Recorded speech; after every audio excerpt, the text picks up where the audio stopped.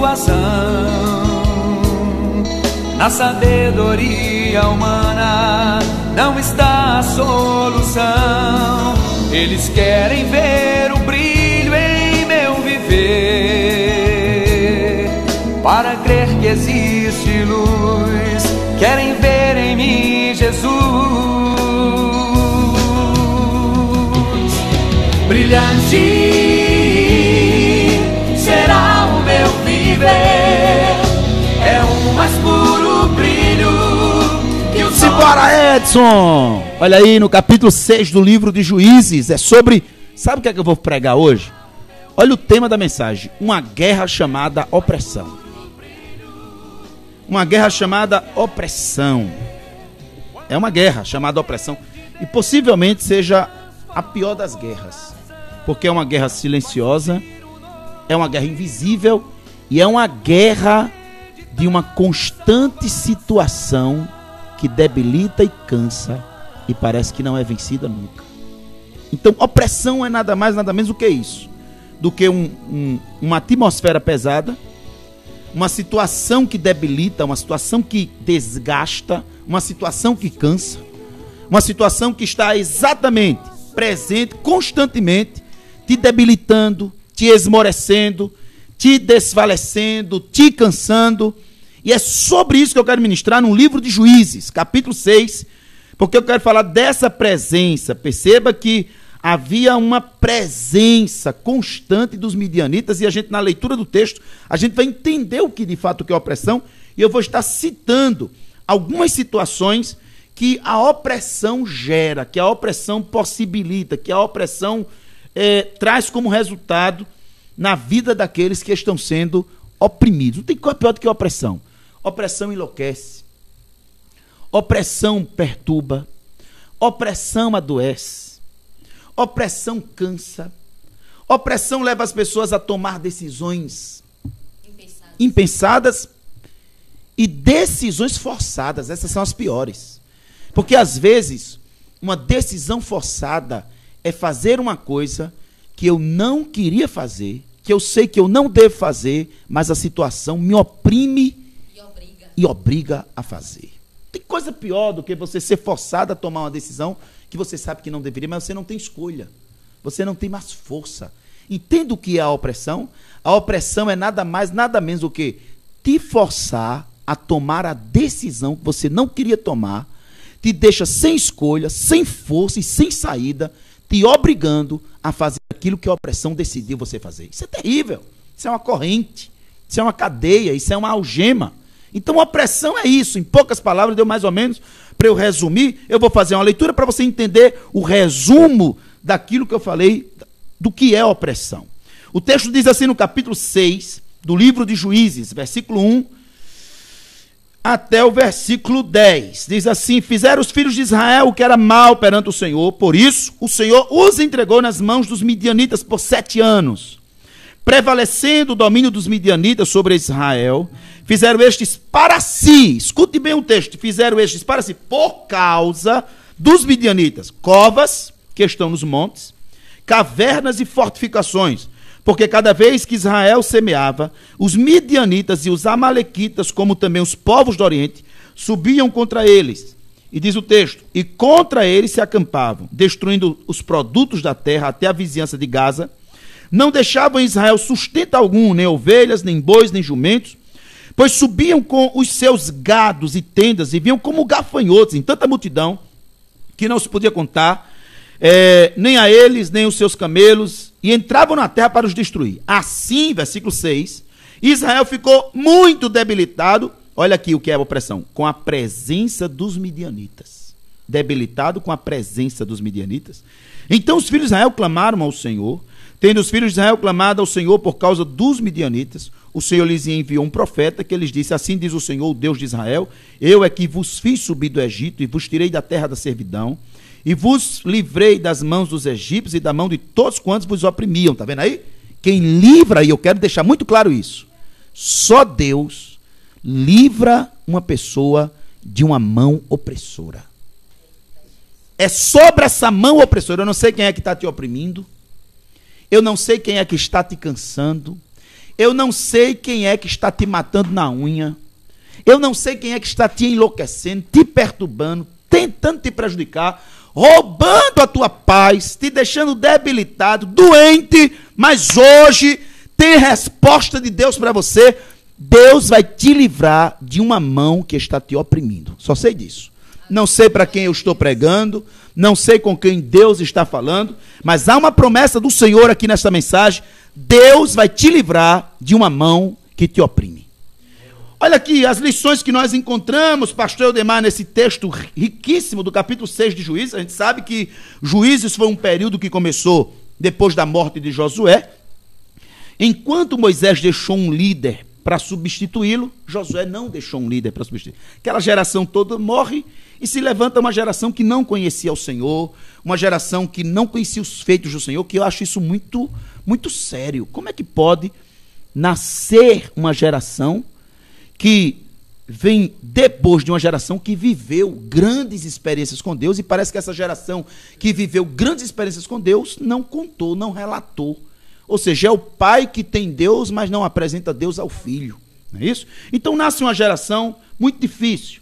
E esta geração, por isso que se dá esse período chamado Juízes, porque é um período, Deus levanta cerca de 12 juízes, e esses juízes não eram juízes de ordem jurídica, era de ordem militar, na verdade. Eram homens e mulheres, porque tem uma mulher no meio, né, chamada Débora. Olha aí, isso mesmo. Então, tem uma juíza também, que ela se sentia a própria mãe e a profeta em Israel, né?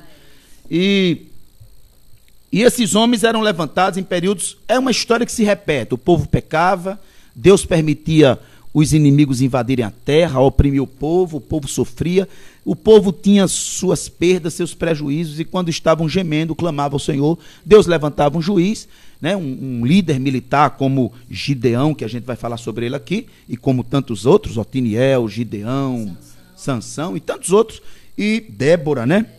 E nisso, esse juiz era levantado debaixo de uma autoridade de Deus, libertava o povo, e o povo passava um período de paz. Mas depois o povo repetia de novo, cometia o erro.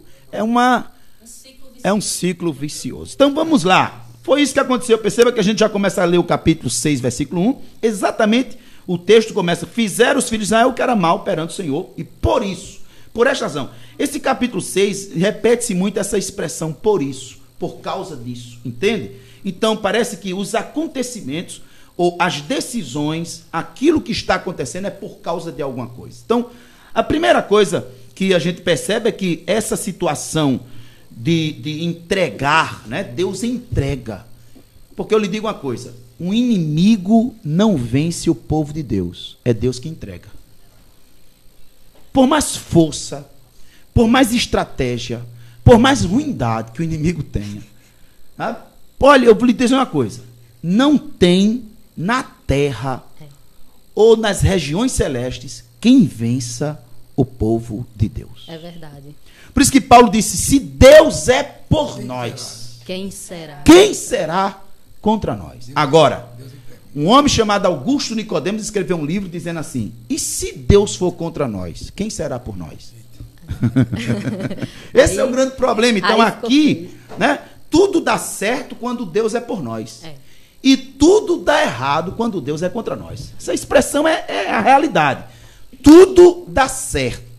Vencemos qualquer inimigo, vencemos qualquer batalha quando Deus é por nós. Agora, quando Deus é contra nós, isso me lembra Josué capítulo 7, 8, quando o Senhor dá vitória a Israel contra Jericó, né? Jericó, olha, que era uma muralha daquela, Jericó desaba. Quando os espias vão para a nação de Ai, é uma nação tão pequena que eles não cansam o povo não, Josué. Manda 3 ou 4 mil homens apenas, porque ali é fácil vencer.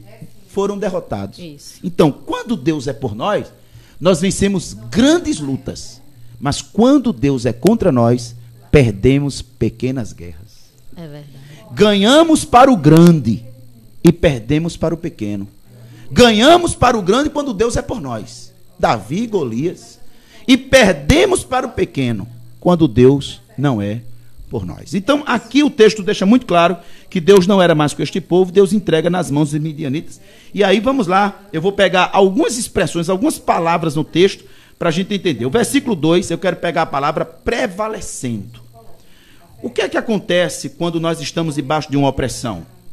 Então, essa palavra prevalecendo já significa o seguinte, que todas as vezes que nós estamos debaixo de uma opressão e não temos Deus do nosso lado, todos os nossos esforços são frustrados.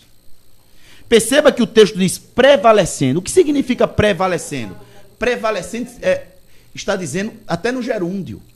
Não é isso? Está dominando, prevalecendo continuamente. Então significa dizer que houve uma resistência.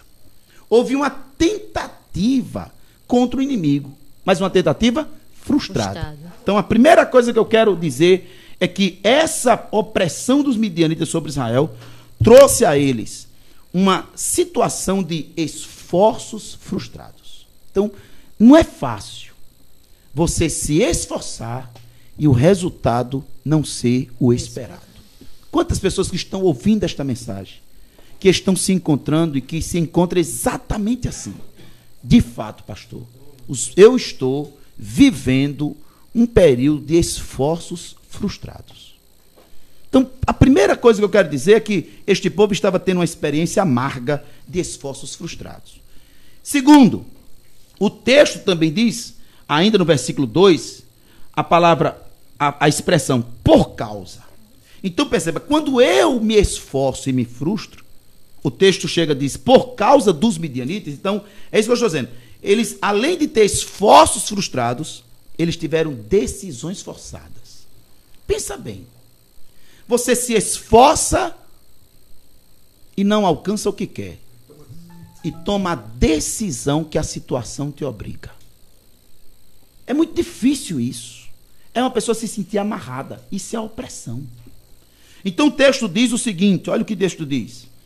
Ou seja, o que significa isso, tomar decisões forçadas? É não construir a sua própria história, e sim o que a circunstância lhe força. Tem muita gente que não é autor da sua própria história. Tem muita gente que é coadjuvante. Porque você ou é coadjuvante, ou é o quê? Ator principal. Ou é ator. Protagonista. Ou protagonista. Então tem gente que simplesmente deixou de ser dono da sua história há muito tempo. Tem gente que está vivendo uma história que o outro proporcionou, obrigou e resultou. Já pensou, você viveu uma história hoje que é uma história de amargura, mas não foi você que construiu essa história. Você está, na verdade, vivendo uma história debaixo de uma situação que alguém decide que você vive essa história? Difícil. É muito difícil. E o pior é que tem gente que está vivendo uma história, quer sair dela e não tem força. E não consegue. Porque está oprimido. Ou seja, eu estou vivendo a história que eu não queria viver. Eu estou amargando uma história que eu não sei o que fazer. Eu estou debaixo de uma situação que alguém me obriga, uma mão opressora me obriga a viver uma realidade que eu não queria viver. Infelizmente, nem sempre nós somos, de fato, fortes o suficiente ou capazes o suficiente de escrever a nossa própria história. Então, por causa dos midianitas, olha o que eles fizeram. Fizeram covas, que estão nos montes, cavernas e fortificações. Por que eles fizeram essas coisas? Porque exatamente covas, cavernas e fortificações. Ou seja, eles viviam escondidos. Eram ambientes, eram esconderijos. Era uma forma de se esconder para não perder, de se esconder para não sofrer, de se esconder para não morrer. Já pensou? Você construir cova, tua própria caverna, porque isso já não é bom. Pensa bem, eu viver construindo a minha própria cova, eu construir a minha própria caverna e eu construir esconderijos para eu viver escondido, porque eu não posso aparecer, porque simplesmente o lugar é meu. Sabe o que é alguém entrar na tua casa e tu teres que ir para o teu quarto, porque naquele momento que a pessoa entrou na tua casa, a casa não é mais tua, quem manda não é mais você. Sabe o que é você não mandar na sua vida, não mandar na sua história, não mandar na sua casa? Alguém que te oprime, alguém que te obriga, alguém que te humilha, alguém que te pisa, alguém que diz quem manda sou eu, quem decide sou eu, e é do jeito que eu quero, e assim como eu quero. Meu Deus. Pensa bem viver assim. Só. Pensa bem, você, às vezes, ter o seu salário e alguém dizer, me dê o seu salário, que nem o seu salário é seu. Eita. Pensa bem, pastor Eudemar, você ter que entregar sua própria chave na mão de quem te oprime. Você não mandar no que é teu. É uma vida roubada, né? Uma vida oprimida. Por isso que eu digo, isso cansa. É. E você está pensando que Deus está falando por acaso nesse programa? De jeito nenhum. Tem pessoas que estão ouvindo que se sentem exatamente assim. Que se sentem obrigadas, que se sentem presas, que se sentem oprimidas, que se sentem fragilizadas, que se sentem humilhadas. E sabe qual é o objetivo desse? Fazer as pessoas se sentirem um lixo, se sentirem um nada. Então olha mais um ponto nessa mensagem. O texto, versículo 6, deixa muito claro. Aliás, versículo 3 a 5, essa expressão cada vez, olha aqui. Cada vez, no versículo 3, cada vez que Israel semeava, os midianitas e os amalequitas, como também os povos do Oriente, subia contra eles e contra eles se acampavam, destruindo o produto da terra até a vizinhança de Gaza e não deixava Israel sustento nenhum. O que significa isso? Prejuízos constantes. Esse povo, tudo que fazia, perdia. Tudo que plantava, perdia. Tudo que semeava, perdia. Pensa bem, os teus esforços, a tua semeadura, o teu trabalho, tu não teres o direito de usufruir, porque alguém toma, alguém destrói, alguém acaba. E o texto aqui diz que eles não só tomavam, eles destruíam. Ou seja, nem usufruíam e nem deixava quem plantou usufruir. É para não prosperar mesmo. Para não prosperar. Sabe o que é? Olha aqui, o texto diz o seguinte, no capítulo 6, versículo 4. E contra eles se acampavam, destruindo os produtos da terra.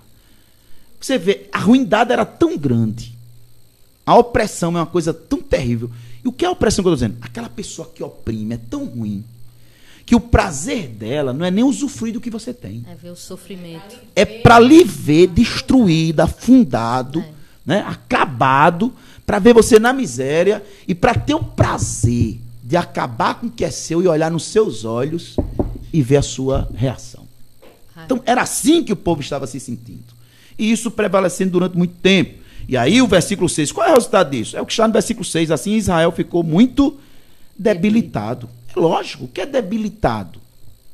Sem forças. Sem força, acabou. Esvaído. Entregue, não tenho mais o que fazer, não adianta porque meus esforços foram frustrados, minhas decisões são decisões que eu não queria, estou sendo forçado a tomar decisões que eu não queria, estou tendo prejuízos constantes, cansei, chega, basta, não tenho mais força, eu me entrego de vez. Mas é interessante uma coisa, porque quando este povo não tinha mais o que fazer, que estavam de fato, que eles manifestam essa debilitação, esse cansaço, o inimigo viu. Só que deixa eu dizer uma coisa, o povo de Deus tem um segredo. O texto diz, quando pensamos que somos fracos, aí é que somos fortes. Glória a Deus. Por quê? Porque quando nós estamos nos acabando de vez, há um grito na alma que o céu escuta. Aleluia. Foi isso que aconteceu, e é isso que eu quero dizer para você. Só tem uma saída para você, ouvinte. Essa saída não está na direita, nem está na esquerda. Essa saída não está no homem. Esta saída não está no presidente que virá. Esta saída não está no governador que virá, nem nos deputados, nem nos senadores. Esta saída está naquilo que o salmista no Salmo 121 disse: elevo os olhos para os montes. Escute, olha que coisa interessante. A expressão diz, de onde me virá o socorro? Antes dele dizer de onde vem, significa dizer que ele buscou. Tem hora que você busca e não encontra. De onde me virá o socorro? Ele pensou, ele não só buscou, ele pensou também. De onde? Porque a gente pensa, o que é que eu faço? O que é que eu faço? Como é que eu vou sair dessa situação? Como é que eu vou resolver esta situação? O que é que eu faço diante dessa situação? Aí você pensa em alguém, pensa em um, pensa em outro, você pensa em tudo, você busca, você está desesperado. Mas olha o que o salmista diz: o meu socorro. É como se ele chegasse a uma conclusão, né? Eleva os olhos para os montes. E eu sei que os montes naquele tempo eram os montes cheios de altos. Tinha muitos altos nos montes. Altos ali eram imagens, ídolos. Porque o povo buscava os ídolos nos montes. Mas quando o salmista olha para os montes, ele chega a uma conclusão: o meu socorro não vem dos ídolos. Porque os ídolos têm boca, mas não falam. Os ídolos têm olhos, mas não veem. Os ídolos têm ouvidos, mas não ouvem. Tem pés, mas não andam. Tem mãos, mas não apalpam. Nenhum som lhe sai da garganta. O meu socorro vem do Senhor, que fez. Veja como ele o diferencia de tudo. O Deus que fez o céu e a terra, é dele que vem o meu socorro. Então esse clamor está exatamente aqui, olha. Versículo 7. E esse é o único socorro. Veja como a história muda. Vê que coisa interessante. A história muda o seguinte: o povo está se sentindo oprimido, seus esforços foram frustrados, suas decisões foram forçadas, prejuízos constantes, debilitação manifesta, não tinham mais o que fazer. Fizeram de tudo, não tinha mais o que fazer. Simplesmente, o texto diz no versículo 7, tendo os filhos de Israel clamado ao Senhor, porque não aguentavam mais. Então deixa eu lhe dizer uma coisa, meu irmão, minha irmã. Eu tenho absoluta certeza do que eu vou lhe dizer. Você não perderá se você decidir clamar ao Senhor. Não tem outra saída, não tem outro escape. Quando eles clamaram ao Senhor, diz o texto, por eles não terem mais o que fazer, Deus lhe dá uma resposta, do versículo 8 ao versículo 10, olha qual foi a resposta. O Senhor lhe enviou um profeta, que ele disse, assim diz o Senhor, Deus de Israel, eu é que vos fiz subir do Egito. Por que Deus está dizendo isso? Porque esse povo tinha abandonado Deus. Esse povo tinha buscado ídolos.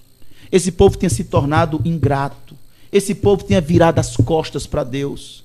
Esse povo estava buscando aonde não deveria e em quem não deveria. Olha o que o Senhor diz. Deus traz uma recordação a este povo. Deus recorda a história. É muito importante quando Deus recorda a história da gente. Quando Deus, olha, tu lembras onde tu estavas? Fui eu que te tirei de lá.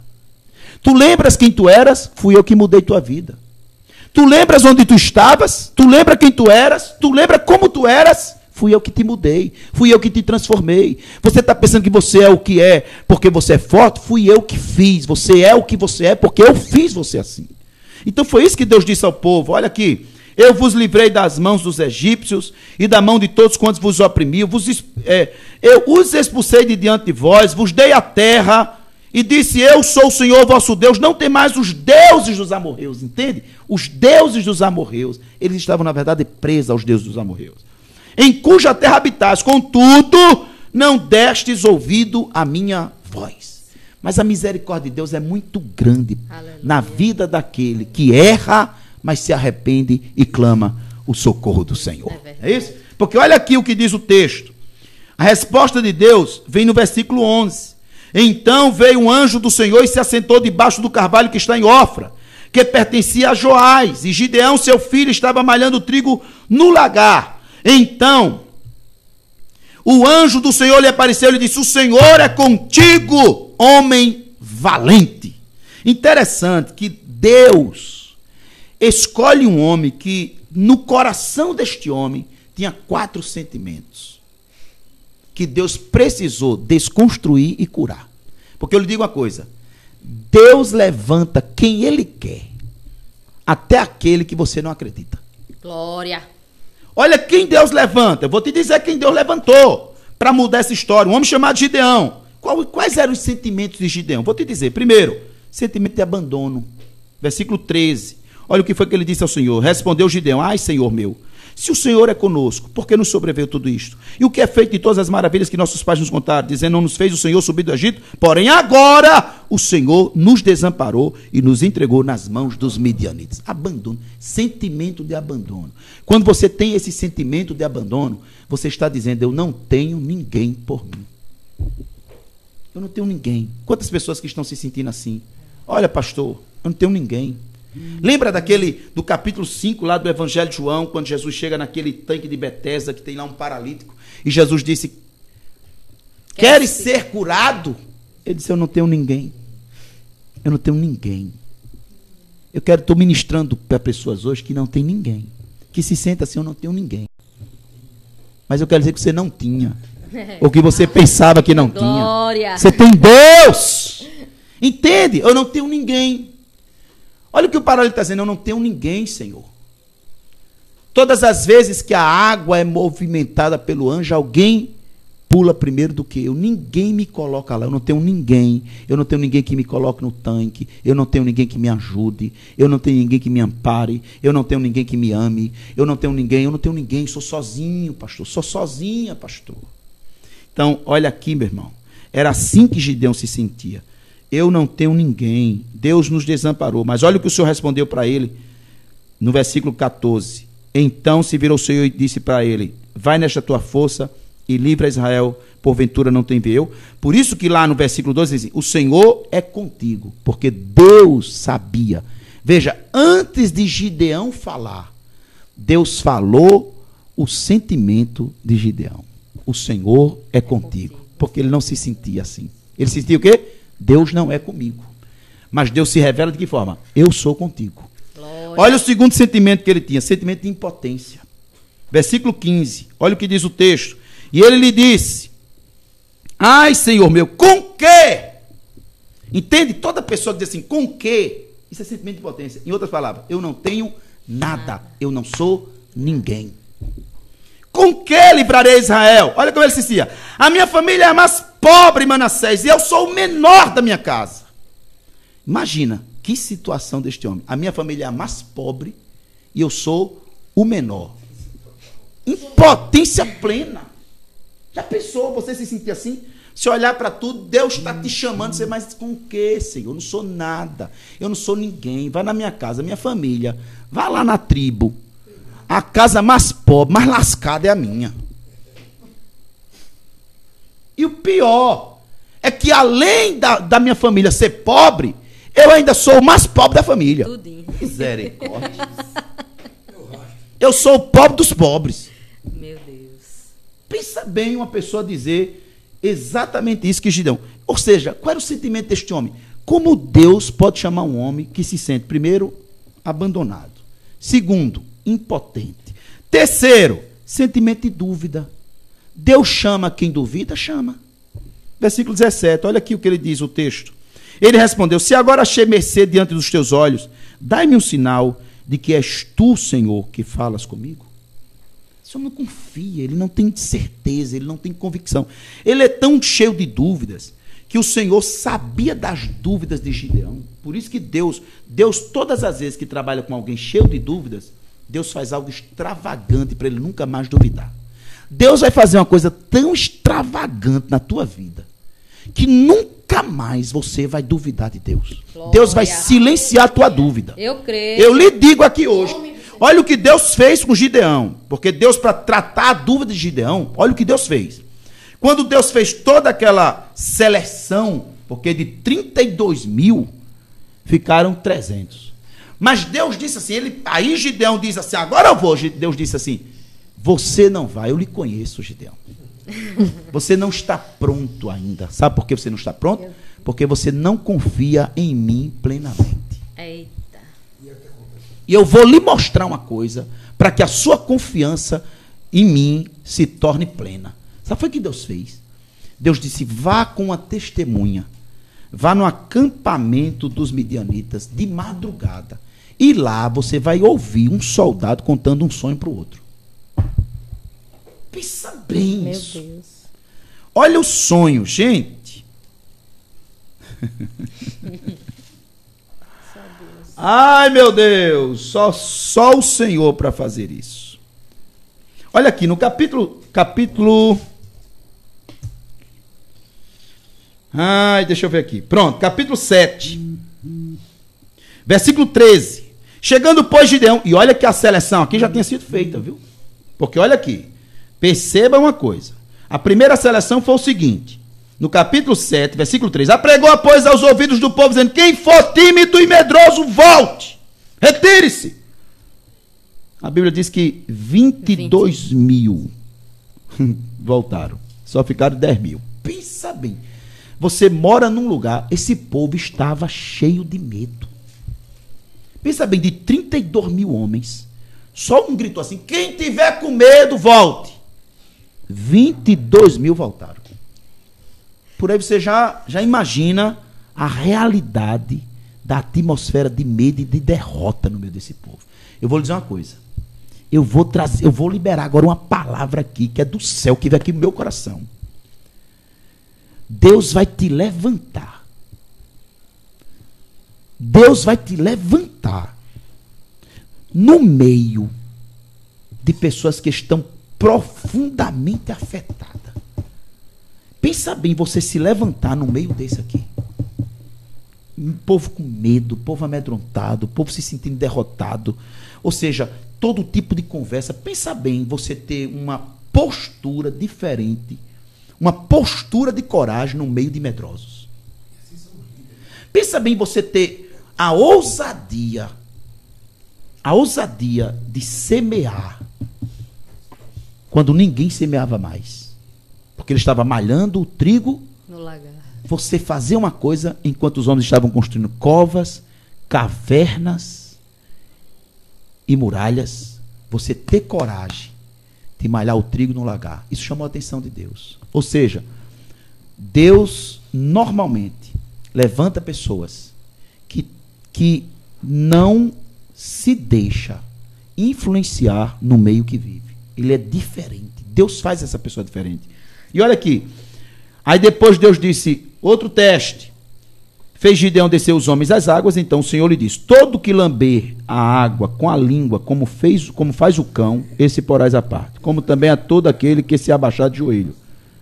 Foi o número dos que lamberam, levando a mão à boca, 300 homens. Todo o restante do povo se abaixou de joelhos a beber água.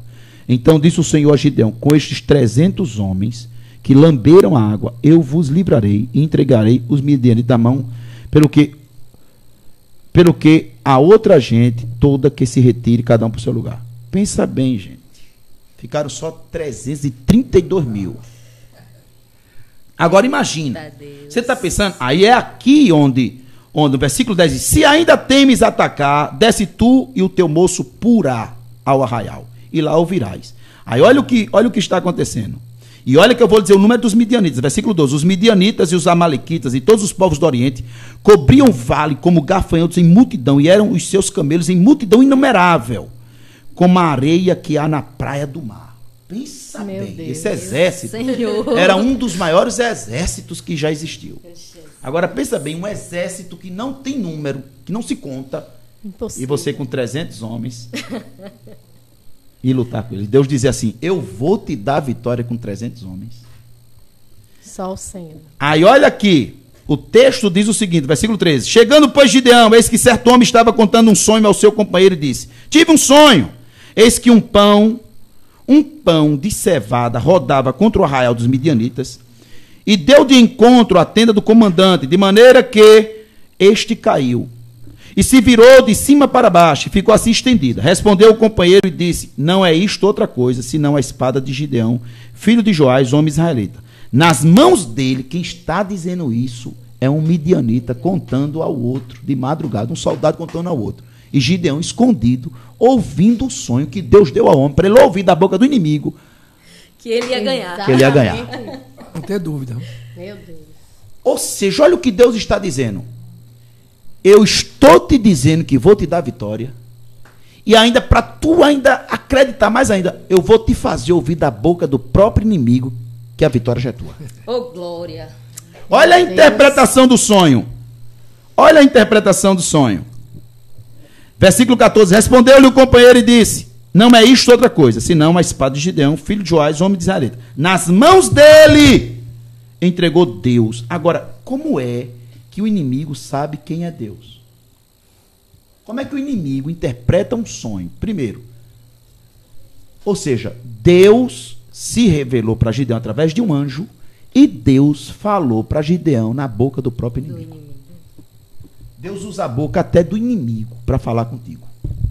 Eita Deus. Aí, Deus restaura este homem do medo, porque o versículo 22 a 24 era o sentimento de medo que ele tinha, certo? E Deus restaurou ele justamente aqui. Isso fez toda a diferença. E qual é a diferença? É quando o Senhor é com o homem.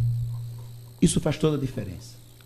Não é os 300. Agora, para terminar e para dificultar mais ainda, não foi só 300 homens o que chamou a atenção. Foram as armas. As armas. Meu Deus. Aí eu encerro, vou te dizer por quê. Vou te dizer como Deus deu essa vitória. Olha as armas, pensa bem. O exército de lá era uma multidão, como a areia da praia. Não tinha incontável. Aí Deus disse, tu vais lutar com 300 homens. Você lembra que teve na história da Grécia, os 300 de Esparta, esses perderam a guerra, né? Foi. Morreram, todos os 300. Eles quiseram imitar isso aqui. Gente, não se imita o que Deus faz. Verdade. Não dá certo. Para cada guerra, Deus tem a sua estratégia. Verdade. Né? Então, Deus quis assim dar vitória, Deus quis. Aí olha o que Deus faz. Para ficar mais difícil, Deus disse, agora eu vou lhe dizer quais são as armas. Isso está no versículo 16. Então, 300 homens, em 3 companhias, deu a cada um deles, nas mãos, uma trombeta. Pensa bem. Meu Deus. Isso está no versículo 16, 7 e 16. Uma trombeta, um cântaro vazio e uma tocha. Com a mão esquerda seguraram uma trombeta, com a mão direita seguraram uma tocha dentro do cântaro vazio, carregando na mão. Pensa bem, tu sai de madrugada com 300 para lutar contra um exército infinito, com um cântaro de barro vazio, uma trombeta e uma tocha. Tu irias, Ildemar? Pensa bem. Agora, olha qual foi a orientação de Deus. Ninguém fala nada, ninguém grita, ninguém faz barulho. Vai em silêncio. Quando chegar lá, quando o Gideão tocar a trombeta, os 300 deverão tocar a trombeta juntos. E quando as 300 trombetas tocarem, quebre o cântaro. Só faça isso. Irmão, isso é muita fé. Obediência, né, pastor, também? Obediência. Obediência, fé. Bora. Pensa bem, tá lá o exército. Agora vamos pensar no que Deus sabe. Deus sabe de cultura. Deus sabe das lendas dos homens. Verdade. Olha por que Deus fez isso. Vamos lá. Pensa bem, você está num campo de guerra, de madrugada, 300 buzinas tocar no teu pé de ouvido. Pensa bem nisso aí, porque o campo de guerra já é uma tensão. É. Tá todo mundo ali debaixo de uma forte tensão, né? Todo mundo alerta. Terminando, todo mundo alerta. Agora pensa bem, qualquer barulho de madrugada Assusta. assusta. Você está dormindo, você já não dorme bem. Não Você dorme. tá no relento, não Verdade. dorme bem. Você está dormindo debaixo, sob tensão. Aí agora, pá! Até eu me assustei agora. Pronto. Imagine 300. Imagine. Pensa bem, os milhares acordam. Já acorda o quê? Assustados, desorientados. Desorientado, assustado. Já com a espada na mão, né? Aí agora, 300 vasos de barro, prá, se quebram. Quando eles olham, A tocha. só fogo. Não dá pra ver quem é. Quem tá ali. Só vê fogo. O clarão. Aí deixa eu dizer o que era a lenda dos midianitas. Deus sabe tudo. Os midianitas e os amalequitas, aquele povo, acreditavam, era uma lenda deles, no campo de guerra, que os melhores e os mais poderosos guerreiros que morriam no campo de guerra, todos voltariam em forma de fogo. Quem é que não tem medo de alma? Imagine. Olha como Deus usou. É. De visagem. Quando eles olharam o fogo, eles acordaram desorientados pela buzina. E aí nasce de defesa, O instinto. o instinto de defesa. Você está no escuro. Você já está desorientado pela buzina e com medo por conta do fogo. Porque você está entendendo que ali são heróis, guerreiros que voltaram em forma de fogo para guerrear contra eles. Eles não estão sabendo que é Gideão. Ou seja, eles pegam as espadas e para se livrar saíram matando um ao outro. E no fim foram derrotados, matando um ao outro. E Gideão, com apenas 300 homens, uma buzina, um cântaro de barro e uma tocha. Mas não foi 300.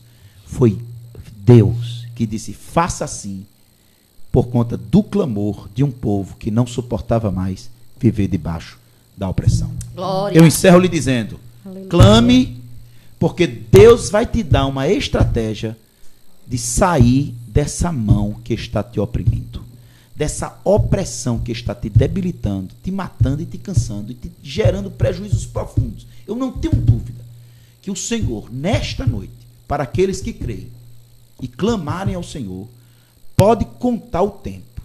Você vai ser livre da opressão que te prejudica. Em nome de Jesus. Deus.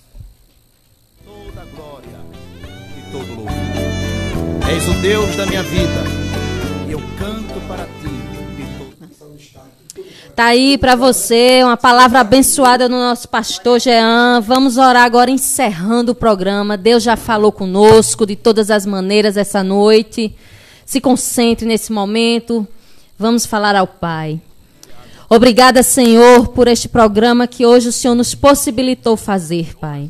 Em nome de Jesus, Senhor, cada coração, Senhor, cada um que esteve ouvindo a palavra esta noite aqui pronunciada, Pai, que tenha recebido a resposta, que tenha reavivado a sua fé, Senhor. Toma conta, meu Pai, de todos aqueles que ligaram pedindo oração de saúde, oração de livramento, Pai, trabalho. Oh Deus, vai suprindo as necessidades, Senhor. Em nome de Jesus, Pai. É assim que nós te oramos e te agradecemos, crendo que na próxima semana o Senhor nos possibilitar estar aqui outra vez. Amém. Em nome de Jesus. Amém. Olha aí, dia 20 e 21, EBF, Escola Bíblica de Férias para as crianças de 4 a 11 anos. Faça já a sua inscrição aqui em qualquer um dos cultos na IBN em Miramar. E amanhã? E amanhã vamos estar pregando capítulo 8 e 9 de Daniel. Você não pode perder na IBN Miramar. E também sábado e domingo, sábado à noite e domingo de manhã. Gente, vai estar aqui o pastor Darrell e Márcia Marinho. E Márcia Marinho. Eles trabalham com famílias. Eles escreveram 2 livros, belíssimos livros. Fica a dica. Fica a dica e a entrada é franca. Está aberto a todo mundo. Venha com a sua família. Vai ser sábado à noite, 7h30 da noite. E domingo, 9h30 da manhã. O grande encontro da família. E com certeza vai ser muito especial. Eles são bênção mesmo. E nós vamos estar lá. Deus abençoe. Um abraço. Este é o programa Restaurando Vidas, programa da Igreja Batista Nacional. E nós voltaremos, se Deus quiser, na próxima terça-feira, a partir das 20 horas até 23. Um abraço, um beijo no coração. Deus abençoe.